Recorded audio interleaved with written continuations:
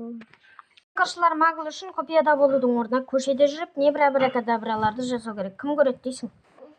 Біздің емшімізде сиқыршылардың бірі бар. Оны өлерде қорғаудың орнына не істеу керек? Дұрыс, ит ұқсап қарайтын әңгүдік отбасына табыстап аманат ету керек. Рахмет саған, Дамблдор. Маңдай шырама қайда? Міне. Есікте четко ілініп тұрып, 10 секундтан соң жауап кетеді. Мына кісінің кеудесінен түсініксіз сымдар көрінеді. Кинода Гарри 1980 жылы туылған, ал оның жасы 11-де болса, қазір 1991 жыл. Бірақ аулада тұрған апельдерді 1995 жылдың заводынан алып келе қоя салыпты. Дурсли отбасының үйі көршілердің гаражымен тақалып тұрып, 11 жыл өткен соң ажырап қалыпты. Биологтардан сәлем. Жорғалаушылар көздерін жұма алмайды, өйткені оларда қабақ дамымаған. Не Гарриға қарап сүт қоректіге айналып кетті ме?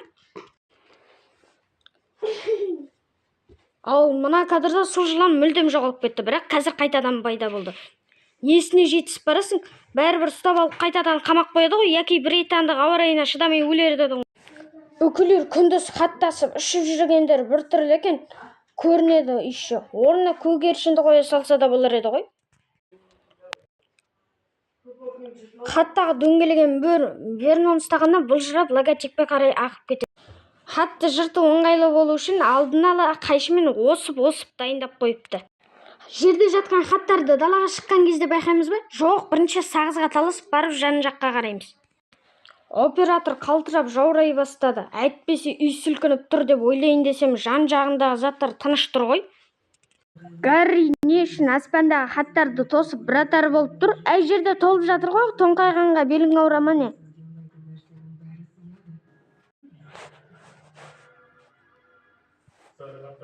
Осыған дейін Дурсли Гарриға фавикистік көзқараспен қарап жүр, оны сиқыршылыққа алмас үшін су ортасындағы шалашқа көшіп кетеді. Не үшін? Ол кімнің шалашы, кімге арендаға алды? Өкінішке қарай бұл сұрақтардың жауабын киноның аяғына дейін біле алмаймыз. Хагрид кеп Гарриді алып кетпегенде не болар еді? Дурсли отбасы өмір бақи осы жерде тұра беретін бе еді? Найзағайлар енді осылай дискотека болып шарқырамайтын шығар. Көріп тұрмыз ғой Хагрид екен. Кейбір жерінде Хагридті ойнаған актер дублер ағаға ұқсатып аламыз. Хагрид пен Гарри қайшы тұрған бастырманың қасымен бір рет өтеді, екінші рет өтеді, үшінші рет өтеді. Мына конверт Хагридтің қолында тұрғанда мыжы-мыжы, ал Гавелиннің қолына жеткенде үктеліп кетті. Оливендер, сонда барлық таяқшаны осылай тексере ме? Онда мына ресепшн қалай үшінші дүниежүзілік соғысқа айналмаған? Гарриға тиісті таяғын тауып бергенде эпикті қадірді жандандыру үшін төбеден біреу жарық жағып жанынан желдеткішті қоса салғаны бар емес пе? Әлбетте, ол тағы мыңдаған таяқшаның ішінен үшінші бола қалады. Оның үстіне тура Волан-де-Морттың таяғына ұқсай салады. Вокзалда мына бүлдіршінді үстіндегі жүгімен тастап кеткенің болмады. Уизли отбасын байқаусызда тауып алмағанда керекті платформасын таба алмай. Кино осы жерден біте салатын еді ғой. Ой, киноны қоя берші, Лорингтон драманы кітап ашылмай жатып жабылар еді ғой. Маглдар сиқыр жайында ештеңе білмеу керек, бірақ Хогвартсқа баратын жерді барлық маглдар көретіндей етіп вокзалдың қақ ортасына орналастырады. Логика. Ал мынадай жағдайда жанынан өтіп жүрген маглдар уақытша соқырлыққа ие болады. Не үшін бұлай пойызға отырады? Хогвартс басқа әлемде орналасқан ба? Егер ол біздің әлемде орналасса, онда пойыз қалай станциядан күтіп тұрады? Не ауадан пайда бола ма не? Немесе маглдардың пойыз кестесімен ақылдасып ала ма?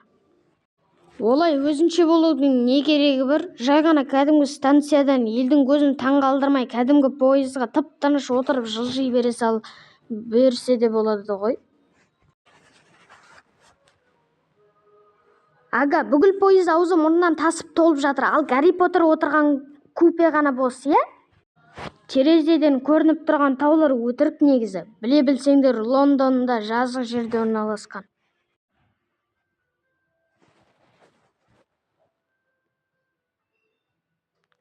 Естері дұрыс па мыналардың? Дені сау адамға небір бәленің дәмімен кәмпит сату қалыптас болып шықты ғой сонда, е? Мына тізімнен Криссаның болатынын естімедім. Қайдағы привайым, дала әлі жарық қой, қарасай, міне қараңғыда келдіңдер. Түнді келтіру үшін толған айды салуды ұмытпайық.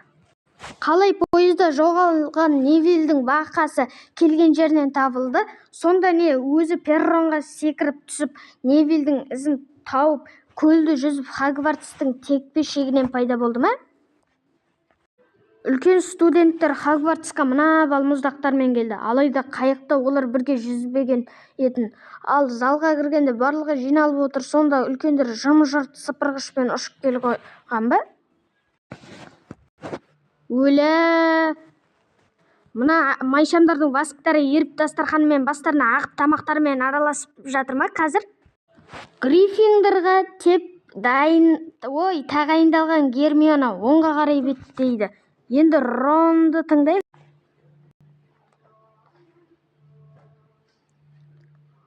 Әй, қайда? Гриффиндор оң жақта ғой.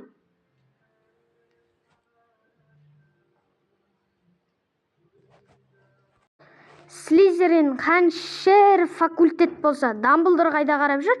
Ай қарап жүр ме? Жұлдыз санап жүр ме?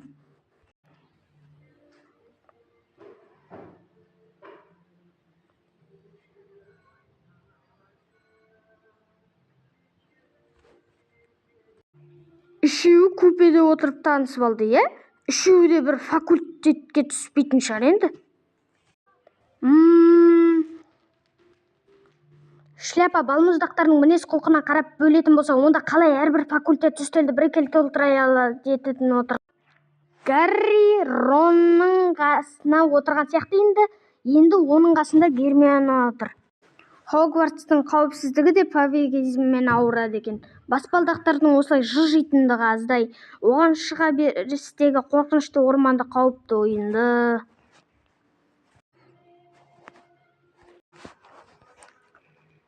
Сыпырғыштан құлап түрлі жарақаттар алумен қоса кез келген қуыстан топас құбыжықтар күтіп алуды қосып береді. Диплом алғанша аман шықсақ болды ғой десең ғой. Меккалапка адамға айналғанда көзіне көзілдірігі жоқ екенін көрдік. Бірақ келесі кадрда ұялмай качки пайда болады.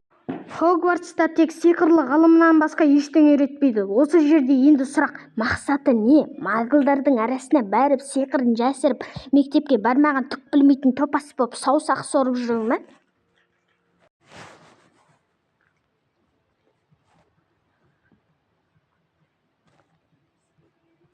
Әріптер ұсақ әріптермен жазылып жатып, ракурстың ауысқандығы оның табайқылығына әкеліп соқты. Бір сәтте біреуді басқа жаққа телепорттауға болатын сиқырлы әлемде затты жай ұшатын құстарға жүктей салған дұрыс екен. Керек болса, Алейхристің заттары тез жетеді ғой мыналардан гөрі. Гарридің тура бірінші курсқа барған уағында Гринготтстан сиқырлы тас ұрланбақшы бола қалады. Не дейін емес, не кейін емес. Газеттегі мақаланы фильмнің шыққан жылымен шатастырып 2001 жыл дей салыпты. Олай болса, мына жерде Гарридің жасы 21-де болар еді ғой.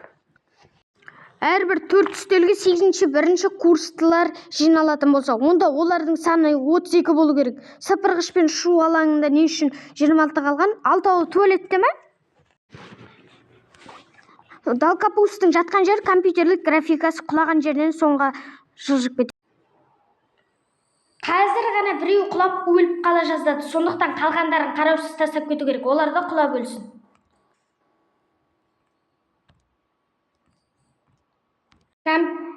Компьютерлік графика. Драко ұшқан кезде оқушылар айдалаға қарап қалады.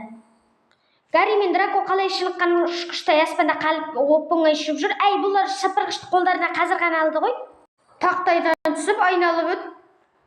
Ал бұл жерден жалғыз адам қалай өтеді? Бір фигурасы ойнай ма? Квирлейл іште жүр ме не? Сонда ол кілттерді тосып, ішке кіріп, құлыптап, сосын кілтті құлыпталған есіктің арғы бетінен Гаррилар тауып алсын деп ұшырап жіберді ме? Қалай одан да шелектің астына тығып кірпішпен бастыра салғанын түсіндіреді ғой. Әдеттегідей зұлым өзінің алтын жоспарларын қараластыранына айтып тұрады. Соңына қарай түсініспестіктерді арта түсті. Біріншіден, тас қалай бос қалтадан пайда болды?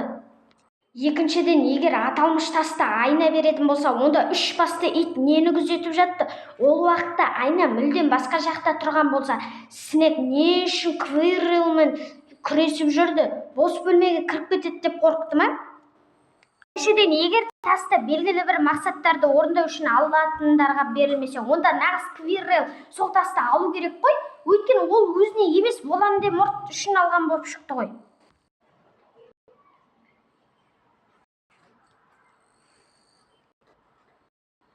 Міне Волан-де-Морттың Квиррелге қорғанғаннан бері қой ештеңе байқамалды ғой. Міне шаштары көрініп тұр. Ал единорогты артымен тістегенім ба сонда? Әй, біз көргенде бері қарап отырды ғой. Квиррел, не үшін қылқындырып жатырсың? Сиқырыңды пайдаланбайсың ба? Квиррел, тас міне жатыр ғой, қолыңды созда, алда кетпейсің ба енді? Жас бәлемен күресіп, оны да жеңілу дегенді енді мен білмеймін. Квиррел, тас Гарридің ұстаған қолы күлге айналып кетеді, ал мойнынан ұстағанда ондай фокустар жүрме ме? Идеяң құрсын. Мынадай фигнялар қайталанбас үшін құпияларыңды өзіңнен басқа ешкімге таппайтын жерге сақтасай. Кубок алғанына Гриффиндордың қуанып жатқанын түсінуге болады. Бірақ қасында Кагве-Девран мен Пуффендуй факультеті киноның біткеніне қуанып жатыр ма?